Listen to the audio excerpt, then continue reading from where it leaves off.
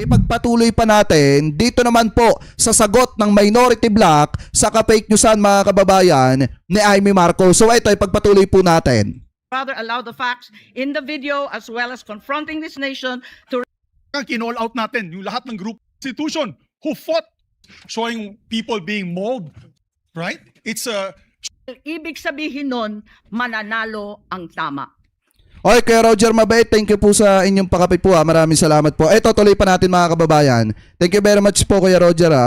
In the interest of time and that this chamber may proceed with its scheduled legislative business, I will not entertain any interpellations at this juncture and would rather allow the facts in the video as well as confronting this nation to resonate fully with this chamber and the Filipino people. I urge this body to look deeply into what we have witnessed today, act with vigilance, courage, and fidelity to the Constitution we swore to defend. Maraming salamat po.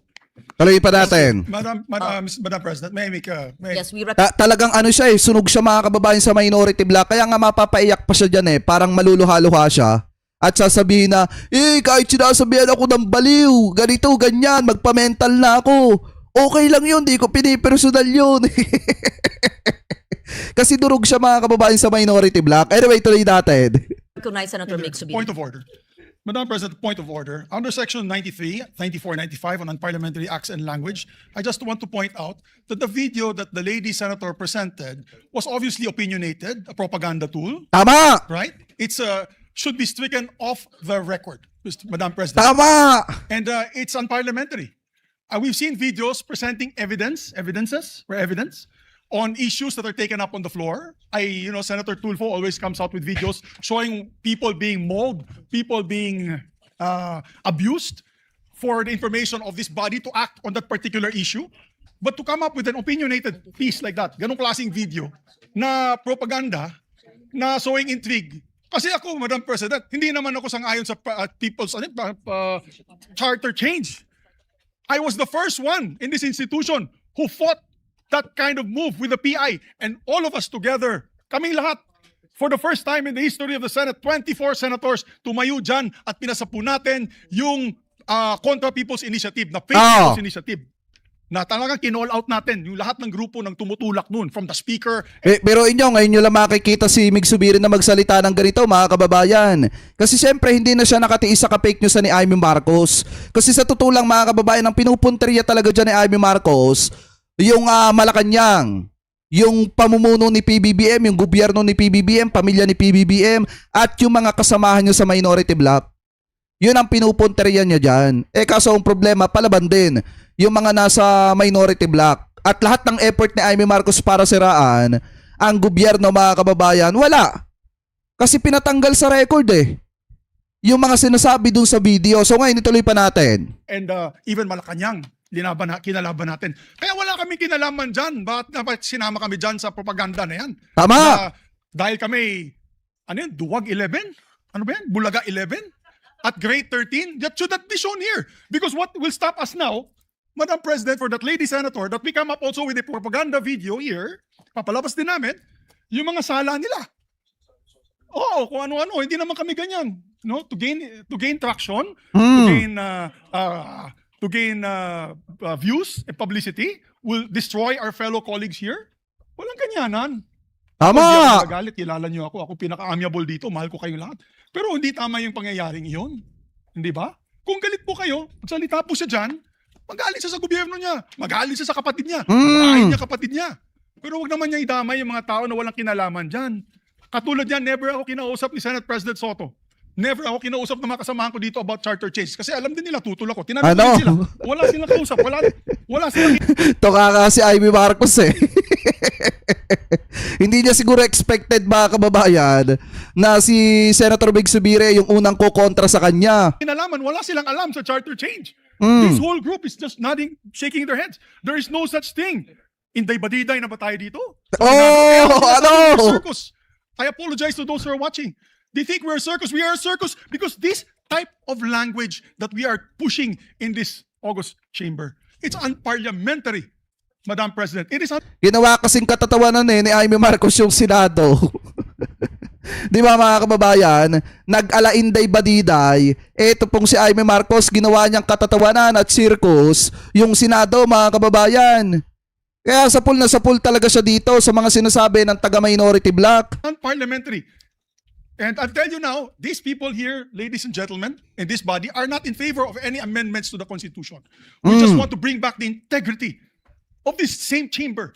Cannot we discuss that as a group, as a body, that we fight for our integrity, for the good name to be brought back, for people like Jokno, people like Tanyada, people like Aquino, people like Salonga, even Frank Drilon, people like Miriam Defensor Santiago, Joker Arroyo, who stood here for what was the best times of our institution.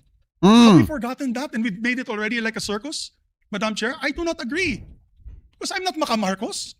I'm not, so when you come up with a propaganda tool like that, hitting all of us, it makes us look that we are, nasa panig po kami ng mali at nasa panig po kami ng mga demonyo. Dapat may panindigan po kami lahat dito. Tama. So therefore, you can see my passion on this. I move to strike the horrible propaganda video off the records of this great institution, Madam President. Aroy! Before I recognize the former Senator Wala, sayang yung effort. Alam nyo, ito yung pinakamatindi dito eh. Yung effort pa kababayan ni Daryl Yap. Para sa video na yan, allegedly, ay sa ating mga kababayang Pilipino, mauuwi sa wala. Kasi pina-strike sa record mga kababayan yung video ni Inday Badiday. Senate President. Diba? May I ask the former Senate President, Senator Subiri, is that transformed into your motion? Yes, that's a motion. That is your motion. That is a motion, Madam. Yes. So before we act on your motion, may I hear first from the minority leader Thank and you. then Senator Tulfo? Yes. Is it a Thank you, Your manifestation or a Honor. motion as Thank you well? very much, Your Honor. Ito pa. Well, this is a way of seconding the motion of Senator Subiri. First of all, the presentation, or what we call the editorial video that we witnessed, yes. I would like to take exception of my being mentioned there. Parang lumalabas na parang lahat ng narinig nila or nakipag-meeting sa akin ang speaker o kung sino pa, parang pumayag ako. Sana tinanong nila yung source nila, pumayag ba ako? Yung mga binabanggit na idea, I did not even mention it to any member of the Senate. Tungkol doon sa mga ideas of, let's say, a regional Senate and all that. Ito mga idea ng mga tao to eh. Di ba? Kung nakikinig ka, narinig mo yung idea, ikaw ba'y sumang-ayon na? Dahil narinig mo? For example, in my case, I have never been in favor of charter change. Never. From the day I became a senator up to the present, ang dami namin pinagdaanan dyan. Ang mas gusto ko, CHA.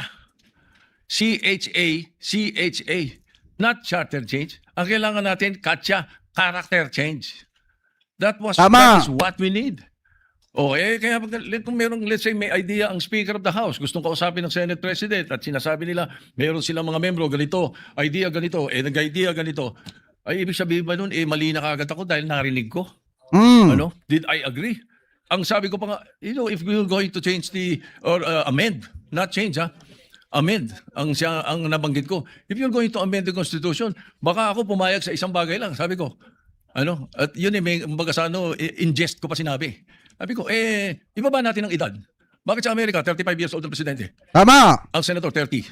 Bakit sa atin 40 and 35? Kaya mali pa rin yung sinasabi doon sa isa sa comment sa the distinguished lady na sinasabi, gusto ko raw iakyat into 50 para ma-disqualify doon sa Sara Duterte. That's not true, Mr. President. Tsaka mga kababayan, isipin nyo naman, tayo nga gusto natin na magkaroon mga kababayan ng leader na maayos. Susunod na leader na maayos mga kababayan na maipagpapatuloy na simulan ni PBBM. Boboto ba kayo ng isang taong wala namang silbi, wala namang ginagawa dito sa ating bansa at puro pagta-travel abroad lang yung alam? O pipili tayo ng mas bata mga kababayan na alam nating mapapaglingkuran ang taong bayan with transparency?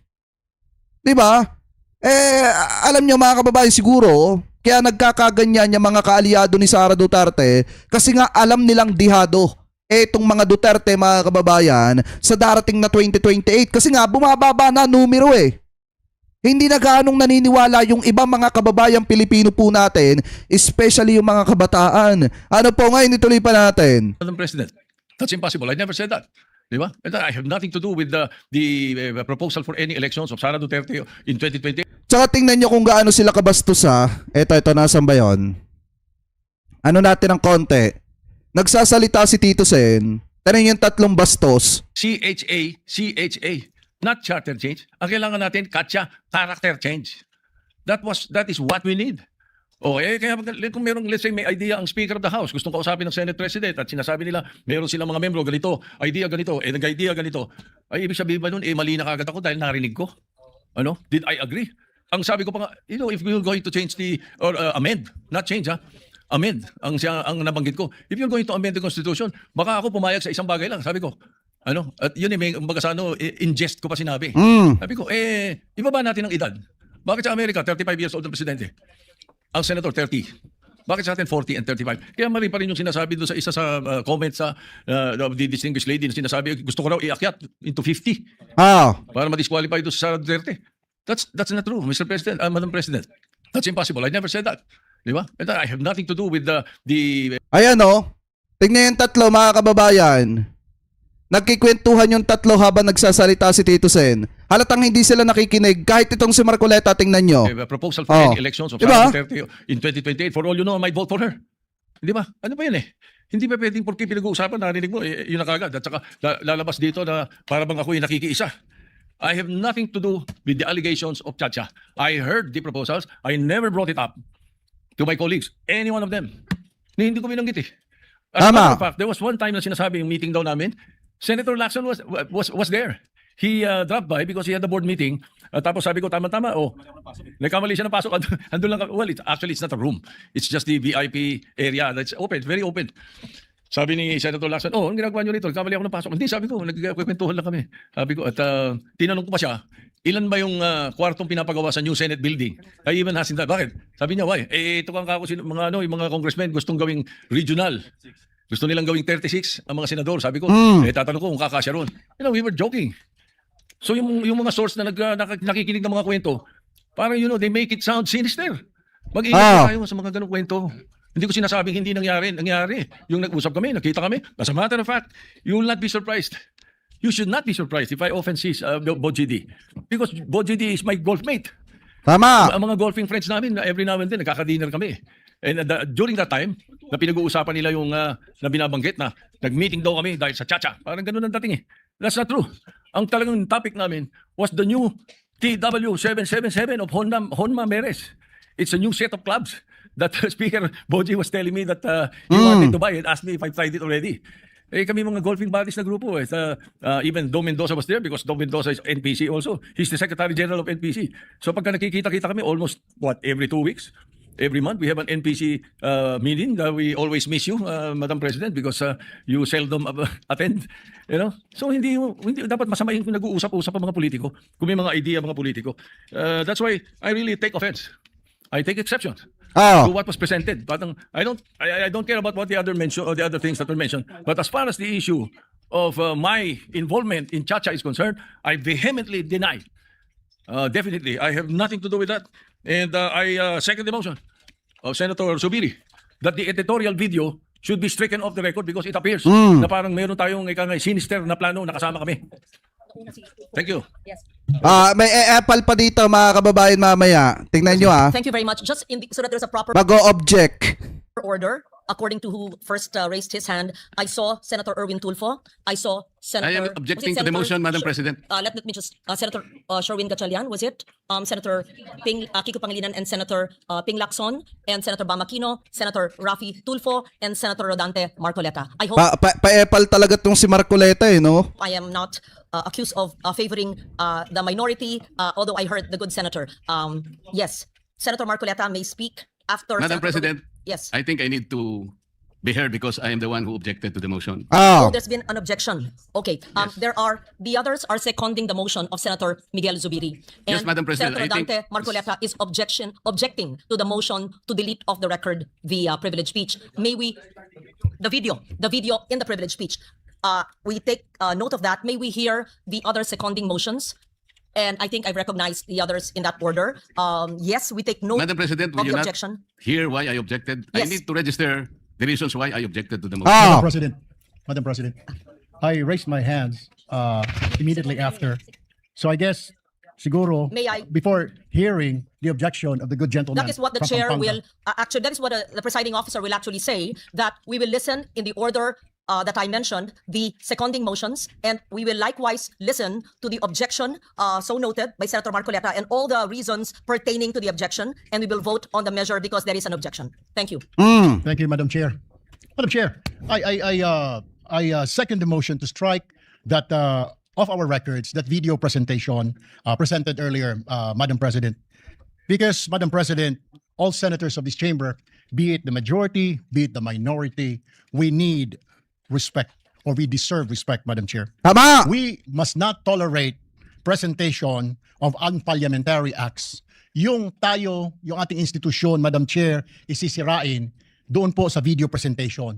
Yun ang ginawa ni Amy Marcos, mga kababayan. Alam niya nang ang bagsak ang imahe ng Senado ngayon. Saglit na tulungan niya yung mga kasamahan niyang senator na ibangon yung imaheng nawasak ng Senado. Ang ginawa ni Sara Duterte, ni Amy Marcos, mas lalo pang ibinaba yung reputasyon ng Senado dahil sa kanyang mga propaganda na puro ka-fake news na naman ang laman. 'Di ba? Dahil dito sa kanyang video na ipinapakalat na puro ka-fake newsan lang naman ang laman, mga kababayan. Kung tutusin talaga yung ginagawa ni Amy Marcos na yan, mga kababayan, hindi lang pagrespeto yan eh. Hindi lang basta hindi pagrespeto sa kanyang mga kasamahang senador, yan po ay paglapastangan din sa imahe ng Senado para lang sa kakaunting suporta ng mga didiset sa kanya. 'Di ba ginawa nga ni Amy Marcos, mga kababayan, na parang vlog lang. Etong ginagawa niya sa loob ng Senado, na kahit magkamali siya, akala niya hindi siya pupunahin ng taong bayan at ng mga kasamahan niyang senator. Kaya nga sa totoo lang, puro kapalpakan ang pinaggagawa ni Amy Marcos ngayon. 'Di ba? Puro kapalpakan, talagang literal. Anyway, tuloy pa natin. Nasisira po yung ating ika nga institusyon. And what we're trying to do, Madam Chair or Madam President, instead of trying to regain ika nga yung credibility of the Senate, ano na lamang po at babanatan po natin mismo ang ating institusyon. Wala pong iniwan yun, Madam President, nasisirain po natin ang sarili nating tahanan. Tama. Mabuti po sana kung facts-based po yung mga ipresent na kanina. Haka-haka lamang po. Akala ko nga po, fake news yung pinapanood ko, which I believe is fake news. Which I believe is Ano? an opinion, an idea of one person or one group, Madam President. I think, so I therefore seconded the motion that that video recording be stricken off the records of the Senate. Thank you, Madam President. Biruin nyo, talagang diretso ang sinabi ni Senator Erwin Tulfo, mga kababayan, na fake news yung video ni Amy Marcos. Talagang lusag-lusag siya dito sa minority. Anyway, tuloy pa natin. Take note of that. Next is Senator Kiko Pangilinan. We recognize. Thank you, Mr. President. I likewise support the and second the motion to strike off the record of the video, Mr. President. Clearly, this information has no place in this chamber, Mr. President. Tama. Sowing of intrigues has no place in this plenary hall, Mr. President. Fake news has no place in this plenary hall, Mr. President. And I say this by presenting the facts, Mr. President. This representation was chairman of the Constitutional Amendments Committee from August 12 until May 11. And the records will speak for itself. Sabi nga nila, we should seek the truth from the facts and not from disinformation video propaganda. What are the facts? From August 12 until May 11, Mr. President, the Committee on Constitutional Amendments never held hearings on constitutional change.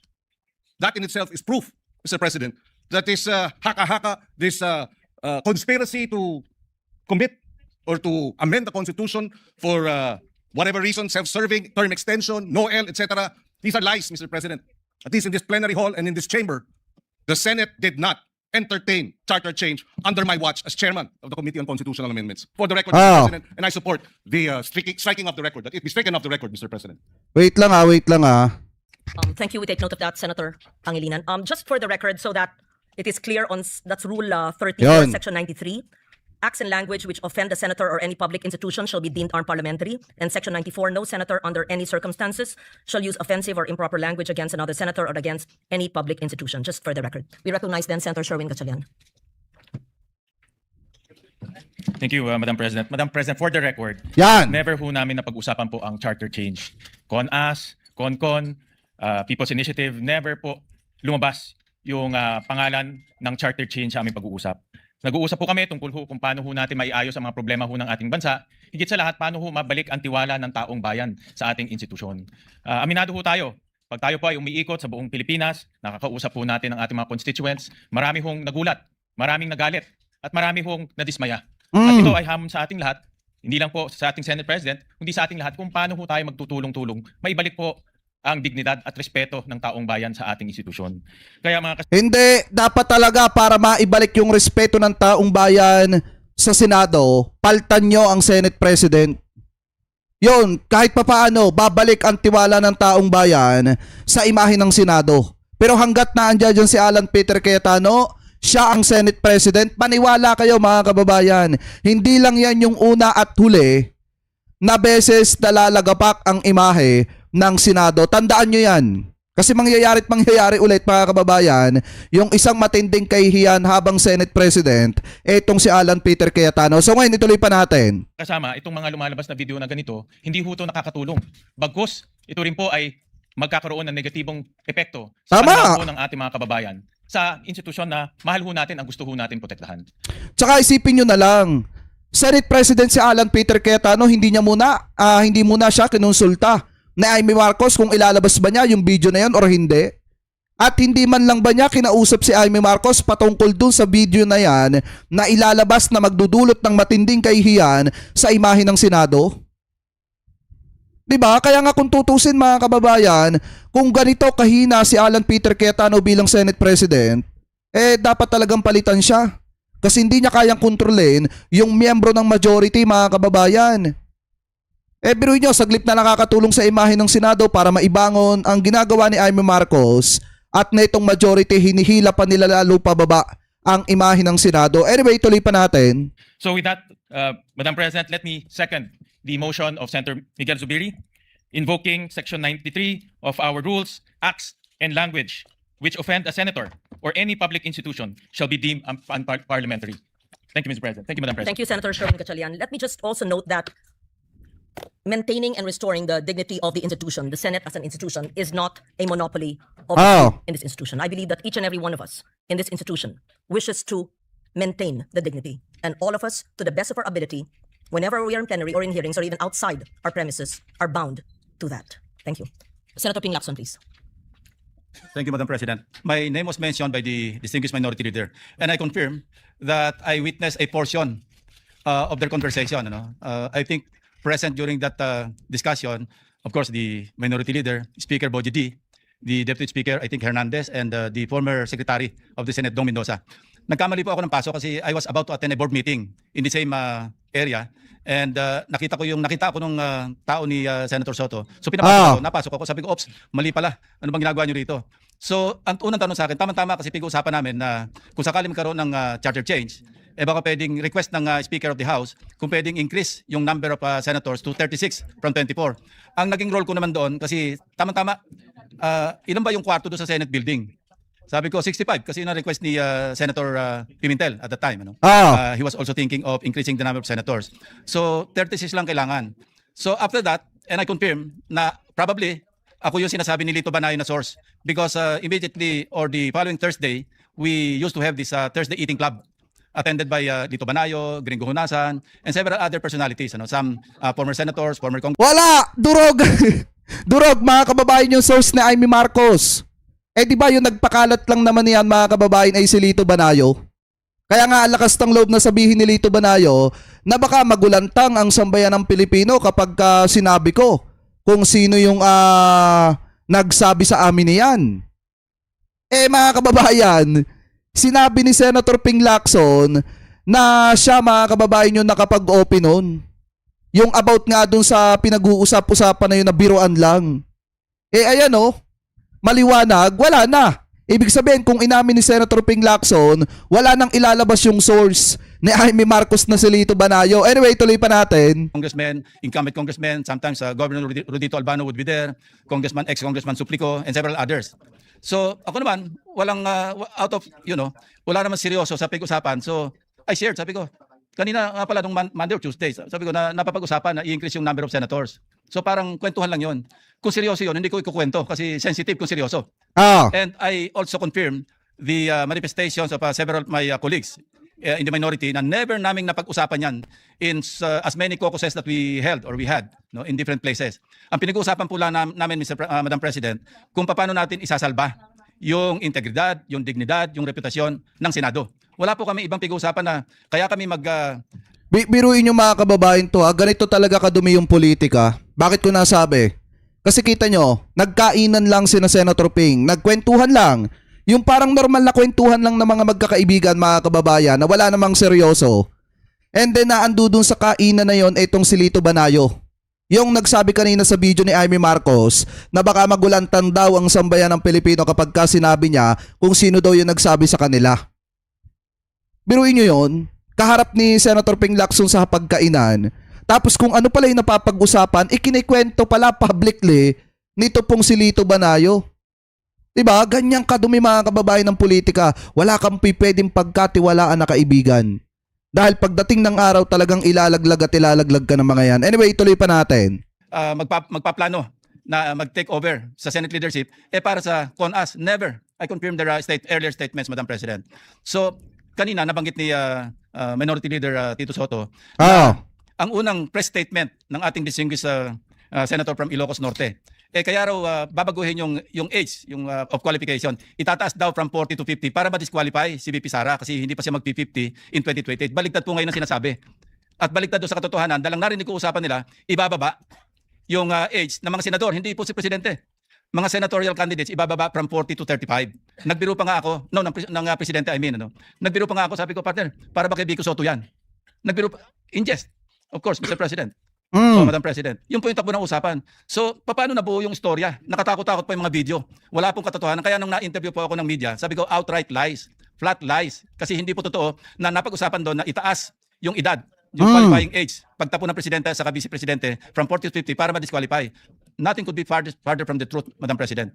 So, with that, I support the motion of the former Senate President, former Majority Leader Mig Subiri, na to strike off the record yung mga portions na offensive sa mga kapwa natin senador, Mr.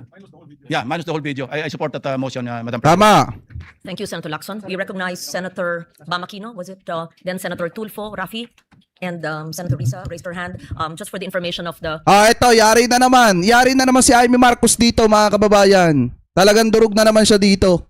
Of Senator Marcoleta, it's not that I'm delaying the reasons for your objection, sir. We are listening to the seconding motions. Thank you.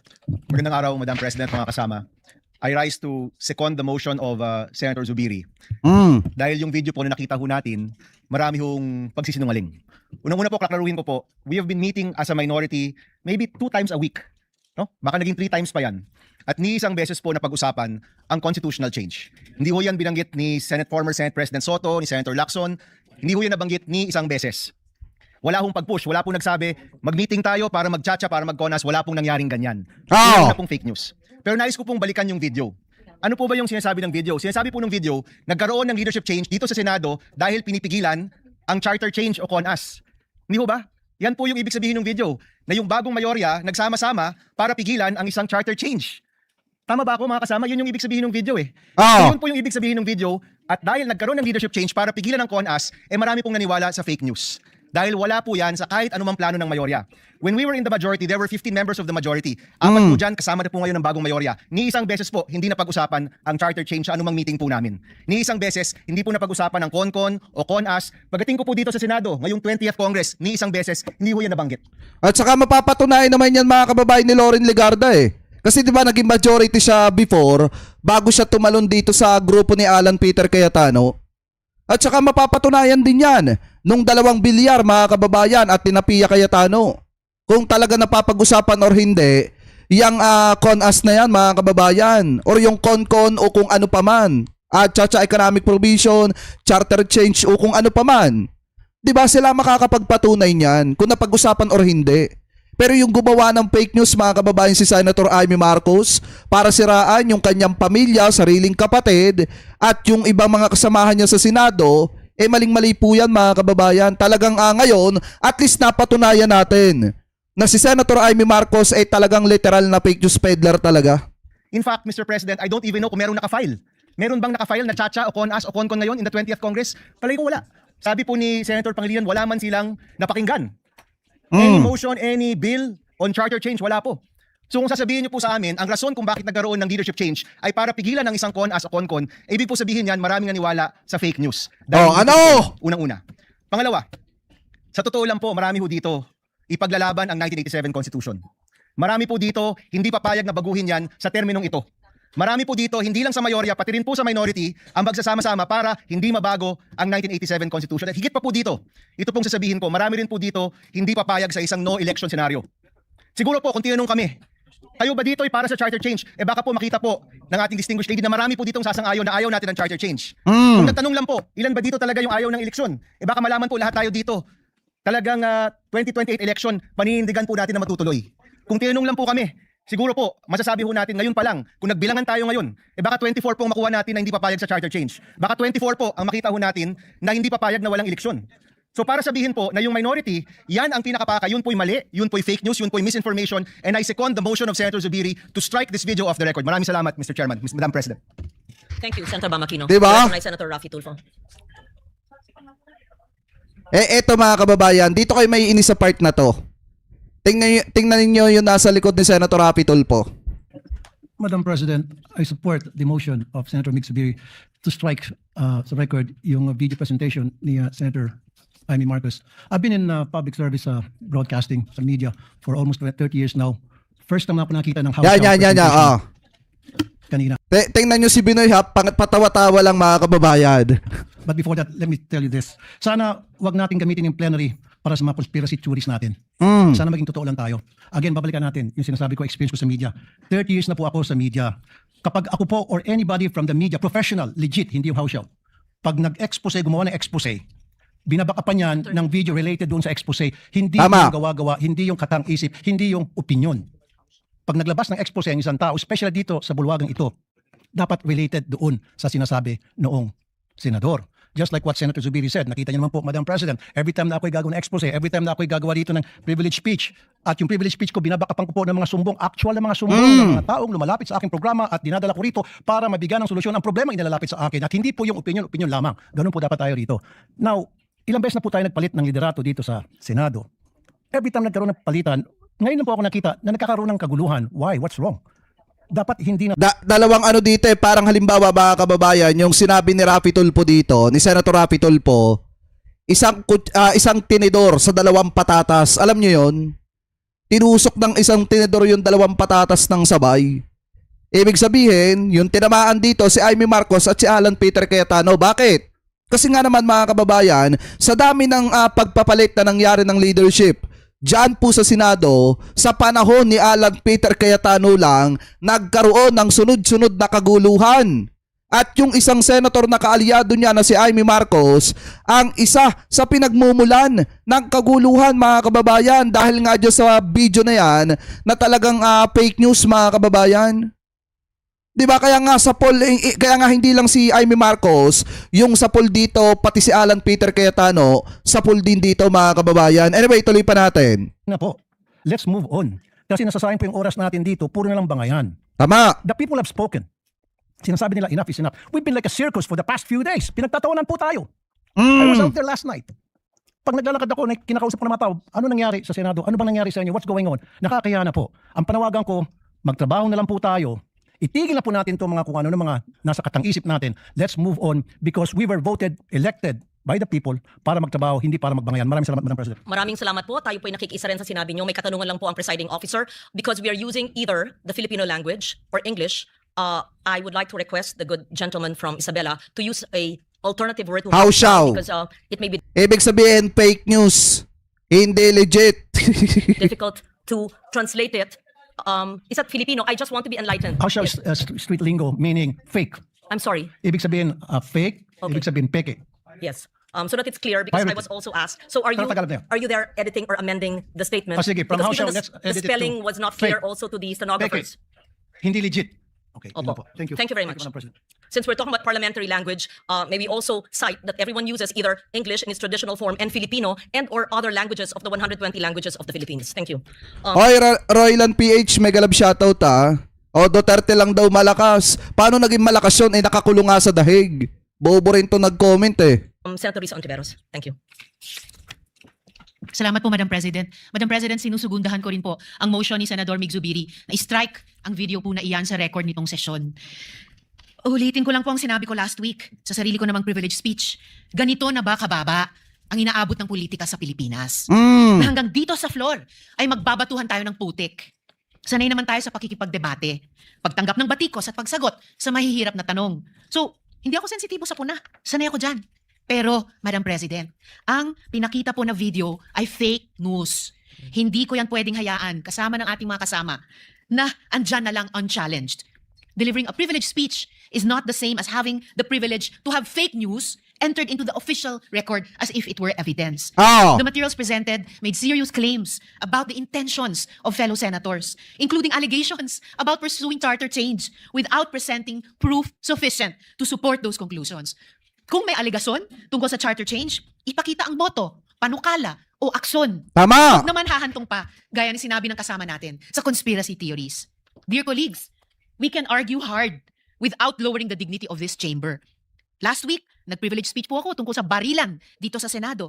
Napakarami pong nagsabing magtatanong sa akin pero wala naman ngayon. At ngayon, may bago na naman pong kwento. May istorya na naman po. Kaya pala mga kababayan, kaya pala nung nakaraan, di ba gustong debatihin ni Marcoleta si Senator Risa Ontiveros, pero ngayon mga kababayan, wala namang dumidebate dito po kay Senator Risa Ontiveros. So ito pala yung yung pinagmulan niyan.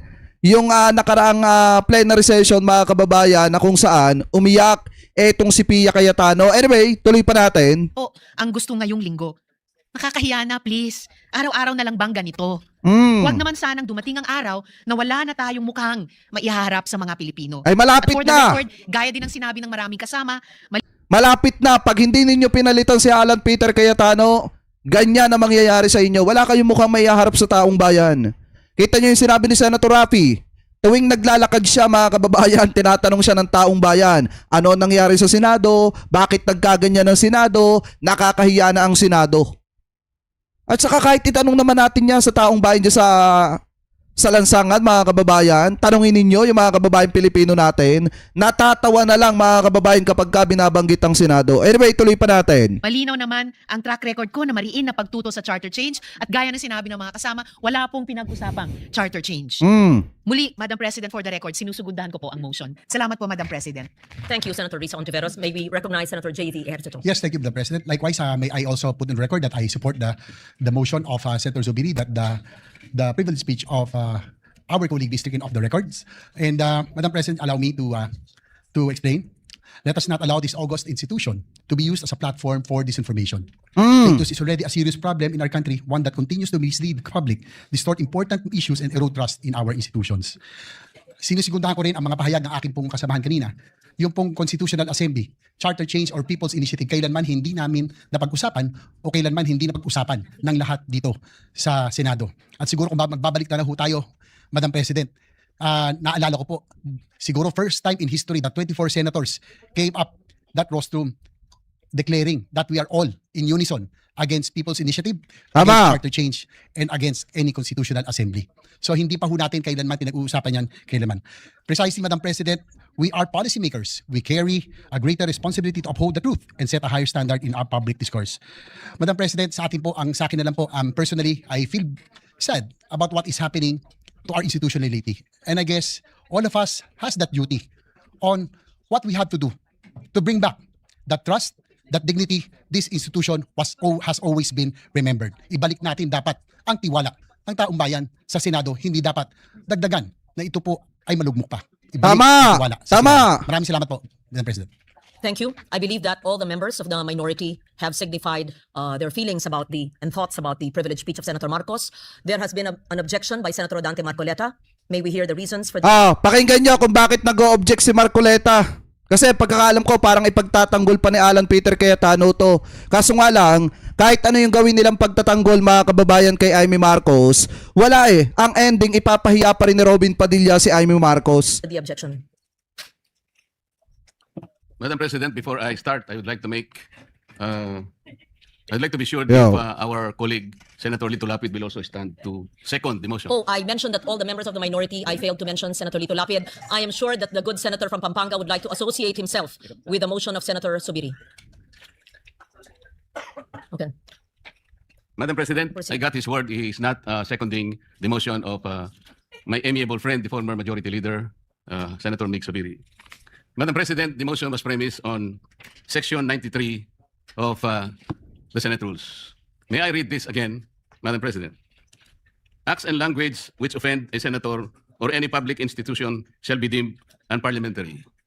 Madam President, I have not heard any word from Senator Jaime Marcos that offended the sensibilities of our counterparts in the minority. I think what is being objected to, Madam President, which is not covered by the rules, are the videos that were presented during or before her speech. Pwede ko bang malaman, Madam President, kung yung pinay-strike out, kasama po yung video na nakita natin na kung saan ay nagsasalita ang ating kasama, Senator Risa Ontiveros.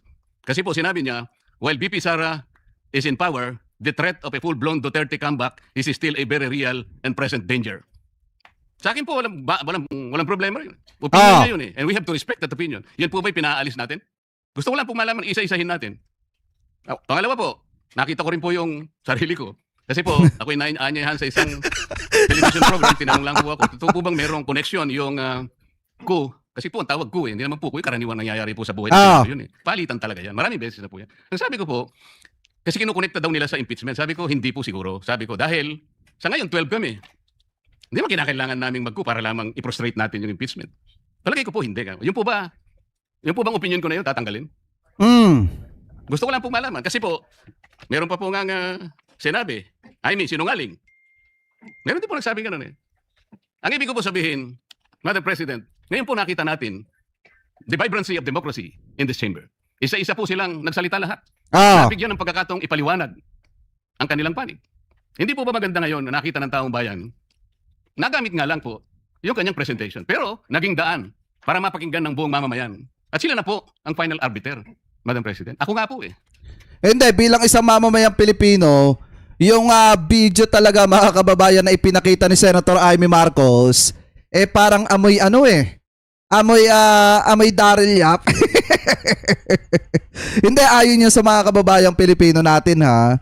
Amoy Daryl Yap allegedly daw. Ako nga po. Kailan lang? Nag-privilege speech ang isa sa atin dito. Habang nagsasalita siya, pinadaan niya ang isang slide na merong isang papel, na merong takip, at pagkatapos merong nakasulat, care of Congressman Marcoleta, 500. Isang kapirasong papel na tinakpan.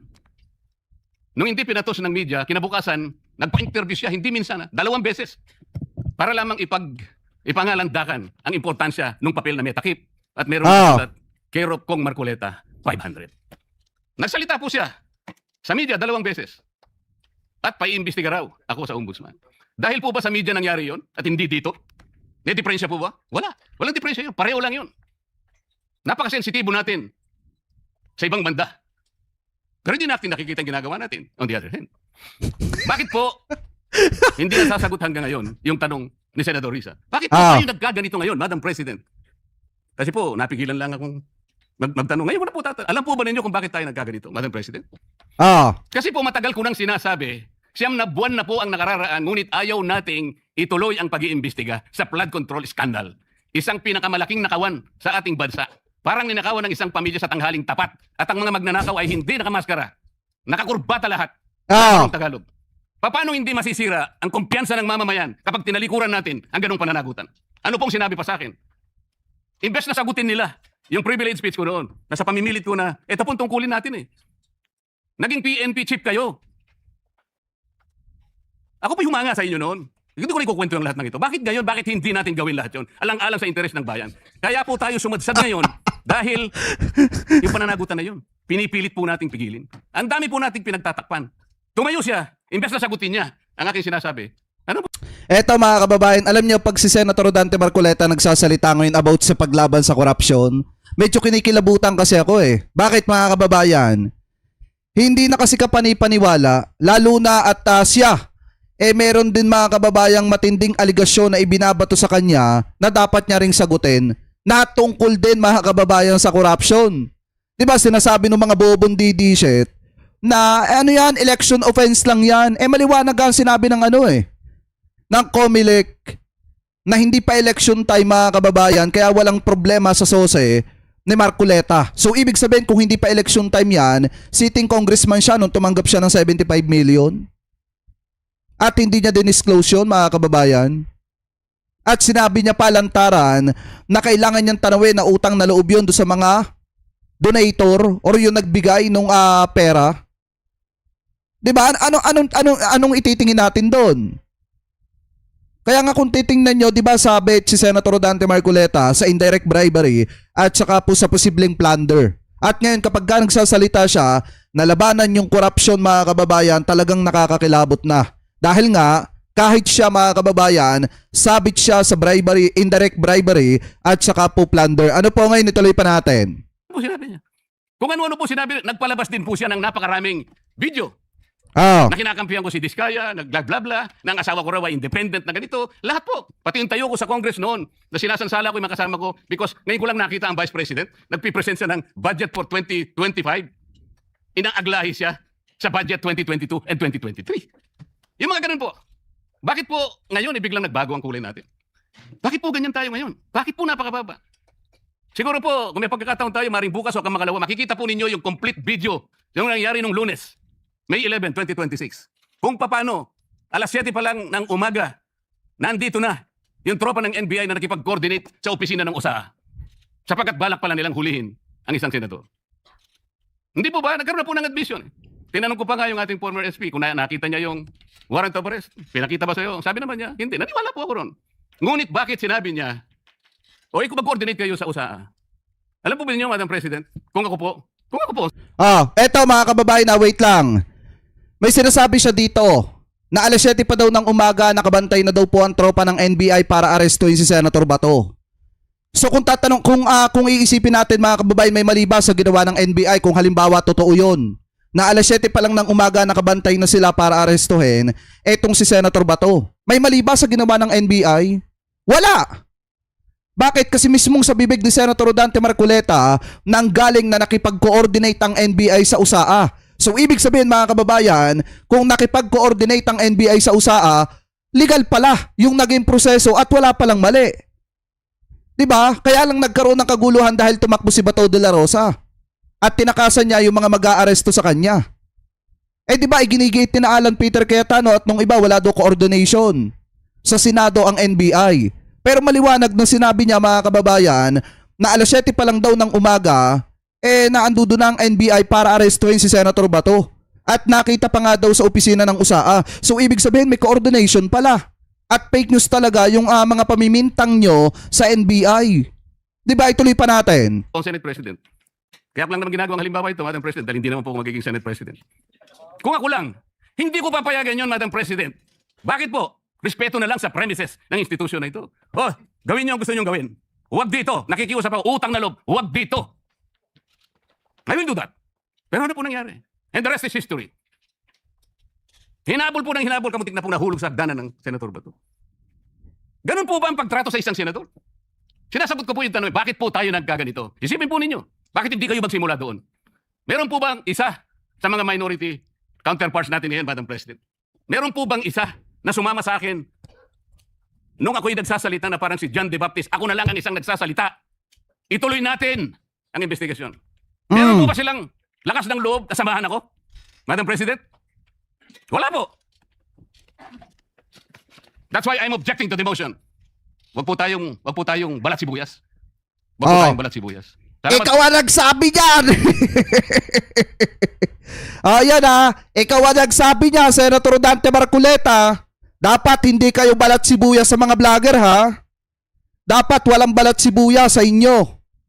Pagka kayo kinikriticize namin, dapat hindi kayo umiiyak. At dapat hindi nyo ginagamit yung mga posisyon ninyo para gipitin yung mga vlogger.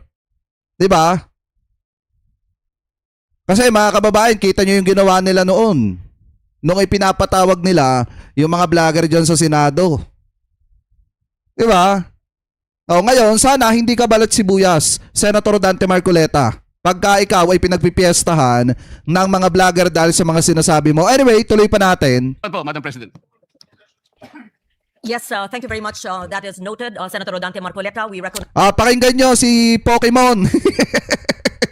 Si Pokemon, pakinggan nyo mga kababayan. the Senate President. Good afternoon, Madam Chair, Madam Senate President, dear colleagues. Let me start with a biblical principle. Kung anong ating itatanim, yan ang ating aanihin. Nakaw, Baliktarin po natin. Ito po ang ating inaani ngayon. nakakakilabot naman pag nagsasalita ito mga kababayan ng mga Bible verse, gaya ng sabi ng kaibigan niya. 'Di ba? Nakakakilabot pagka nagsasalita siya ng Bible verse. So balikan natin ano ba ang ating tinanim. So allow me to put on record 3 topics. First, ano ba ang karapatan at responsibilidad ng bawat senador? Number 2, when we talk about the dignity ng Senate at yung kasagsagan, kailan ba nag-umpisa yon? And pangatlo, na tingin kong pinaka-importante, ano ba priorities natin and how do we move forward? So doon muna tayo sa ano ba Ito mga kababayan, ayoko nang pakinggan yan kasi wala namang kwento yung sasabihin ni Pokemon dyan. Dito tayo. Dito tayo kay Robin Padilla. Ayan. privilege speech dito na very political. Can we go back and start talking again about health, about education, about that's why we were unanimous in retaining and again putting Senator Win as the chairman of the Protect Committee because he was doing a good job in how the government can help us, no? So again, my speech is not perfect. You want to interpolate me in a later date, etc. But lahat ng nasa minority may tama kayong sinabi kanina. Sabi niyo po, people are watching us. So Senator Amy, the ball is first in your hands. Afterwards, it goes to the minority. Thank you for giving me this. Sandali lang po, Senator Padilla, na hindi ko tataas. Ay, sabi ayaw pakinggan ni Jake kasi tatamaan ang damdamin niya. Hindi naman ako tinatamaan kay Alan Peter Cayetano eh. Naiinis lang kasi ako kasi hanggang ngayon wala pa yung pangako niya 10,000 sa bawat pamilyang Pilipino. Ibiruin nyo, nagdaan na yung pandemic, nagdaan na yung mga kung ano-ano mga kababayan na problema ng taong bayan. Hanggang ngayon wala pa yung pangako niya. Anyway, ituloy pa natin. Sa ng boses, brother, ay magsasalita muna daw. Thank you for this opportunity, Madam. Thank you, Senate President Alan Cayetano. We recognize Senator Robin Padilla. Eto mga kababayan talagang lantaran, supalpal si Amy Marcos dito. At yung iba mga kababayan na kaalyado nito na kunyari ayaw sa Chacha Economic Provision o doon po sa charter change. Pero definitely gusto naman pala. So eto, pakinggan po natin. Ginang Pangulo, nais ko lamang pong linawin yung mga napag-usapan kanina. Sapagkat kung meron pong isa dito na naniniwala sa charter change, ako po bagong senador pa lang at nangangampanya pa lang, 2010 pa lang, ako po ay pabor na baguhin ang konstitusyon. Kaya po ako ay tumayo sapagkat napag-usapan po kanina na patungkol po doon sa mga nagfa-file. 19th Congress, 20th Congress, may pina-file po ako. CONAS, ganyan. Kaya po ako, noong tayo po ay naging minority na, nung sila na po naging majority, bago pa lang po ako maging minority, ibinigay ko na po ito kay Senator Kiko Pangilinan. Ayan mga kababayan, etong si Senator Amy Marcos kung sino-sino pinagbibintangan mo. Diba? Kung sino-sino pinagbibintangan mo, eto si Senator Robin Padilla, umami na mismo. Siya mismo ilang beses nang nag-file para lang maisulong yang charter change, yang federalism, yang CONCON mga kababayan or CONAS o kung ano man tawag dyan, Chacha Economic Provision. Diba? Ilang beses siyang nag-file dyan para lang matuloy yang pagbabago ng saligang batas. Ayan dapat nakita mo to, Senator Amy. Ito mismong kaalyado mo nagsabi na siya ang talagang numero 1 nagpa-file ng mga usapin na yan para nga mabago na ang saligang batas. Kasi kung matatandaan nyo mga kababayan ng 2022, ang pangako talaga ni Robin Padilla isusulong niya yung federalism. Kasi magiging maganda nga naman ang Pilipinas kapag ka nabago yung saligang batas. At eto, di ba mismo inamin niya. So ibig sabihin, kung mismong kaalyado mo Senator Amy ang umamin na siya ang nagpasimuno niyan, siya ang talagang may gusto na mangyari na mabago ang saligang batas, hindi mo dapat biniblame yung iba. Hindi mo dapat sinisisi yung iba. Dapat ang kausapin mo itong kaalyado mo na si Robin Padilla. Anyway, ituloy pa natin. At siya nga po ang naging Oy, nandito pala si Nards Candy. Ito ata yung Bulbasaur sa Pokemon.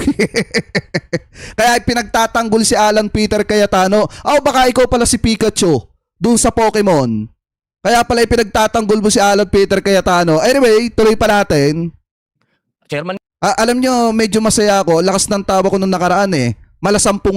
Anyway, tuloy pa natin mga kababayan. nito. At ngayon po na bumalik sa akin, gusto ko pong sabihin sa lahat na hindi pa rin po nagbabago ang aking intensyon na paghiringan ito. At katunayan, nangyari po itong ganap na ito. Ako na po ang pinakamasayang tao dito. Dahil Di ba? napag-usapan po ang Ano? charter change. Inuulit ko po. Ako po ay pabor dyan.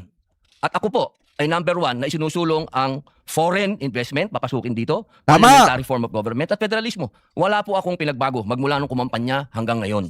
Ito na po ang pinakamagandang nangyari sa balat ng lupa pag pinag-usapan si Senator Padilla. At sana po, mga ginoong at ginang, napakaganda po ng nangyari na nag-uusap tayo dito sa plenaryo.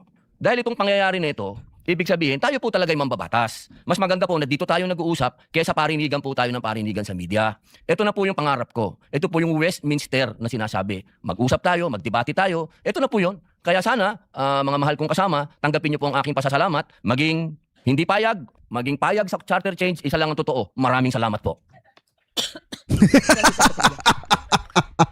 Hindi. Alam nyo, sa lahat ng ginawa ni Senator Robin Padilla, ito yung pinaka nagustuhan ko. Bakit? Kasi sa harap ng minority bloc, ipinahiya niya si Amy Marcos. Diba? Kunyari, sinasabi ni Amy Marcos, itinuturo yung mga taga-minority bloc, sila, nag-uusap-usap sila para ipasa yung CONAS, CONCON o kung anuman, charter change. Pero, sa kahuli-hulihan mga kababayan, kaalyado niya mismo yung umamin na siya ang pasimuno, nag-file, at gumagawa ng paraan para maisulong yung charter change mga kababayan, yung pagbabago sa saligang batas, yung pag-amyenda ng 1987 Constitution. Diba? Mismong kaalyado niya ang nagsabi. Kaya pahiya talaga dito ng matindi mga kababayan, ito pong si Amy Marcos. At dito kung makikita nyo, wala talagang para sa akin mga kababayan walang naging silbi yung expose ni Amy Marcos dito kasi wala, pinabura din sa record. Anyway, ituloy pa natin. We recognize once again Senator Amy Marcos. Yan, dito magdadrama na si Amy Marcos kasi napahiya siya kay Robin Parang ang dating ipinahiya siya ni Robin dito. Yes, maraming salamat po, Ginang Pangulo. At tunay na nakaka-offend ang mga sentimiento na nagkalat sa SOCMED na siyang nilaman ng videong ipinakita. Subalit nakaka-offend din kasi yung mga sinasabi ng ilang senador Iyak! na sadyang sinungaling, na lahat daw na lumalabas sa bibig ko ay lahat all BS, outright lies, at yung iba pa may pahaging na kinakailangan daw ako ipasok sa mental institution. Tama naman! Isang tabi na natin yan. Susumiti ako sa hiling ng ating SP Alan na i-withdraw ang video kung yan ang gusto. Sana, kapalit niyan, ipangako natin lahat sa ating taong bayan na walang term extension na mangyayari at na may eleksyon sa 2028. Yun lang po ang aking hinihiling. Di ba, konti na lang, iiyak na si Senator Ivy Kasi wala, talagang yung pinaghirapan nila, na-edit, i-research ng konti, para makuha yung mga opinyong papabor sa kanila, shoot sa basurahan. Di ba mga kababayan?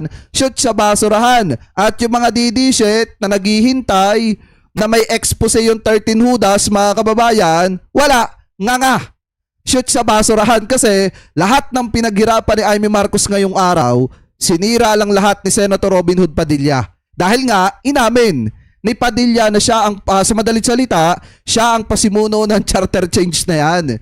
Dahil ilang beses na daw niyang pinagtangka ang isulong yan, pero ang ending mga kababayan, walang nangyayari. At ang pinaka nagustuhan daw ni Padilla dito, nagkaroon ng debate na kung saan ang napahiya sa huli mga kababayan ay walang iba. Kung hindi, etong si Amy Marcos. Kasi nga, pinahiya siya ni Robin Padilla ng harap-harapan mismo, kaharap yung minority bloc. Ano po na sinisiraan ni Amy Marcos at pinalalabas na yun yung nagpaplano about do sa pagbabago ng saligang batas about sa charter change, mga kababayan, or CONAS. Pero ngayon, since inamin na Robin Padilla, lahat ng plano ni Amy, wala.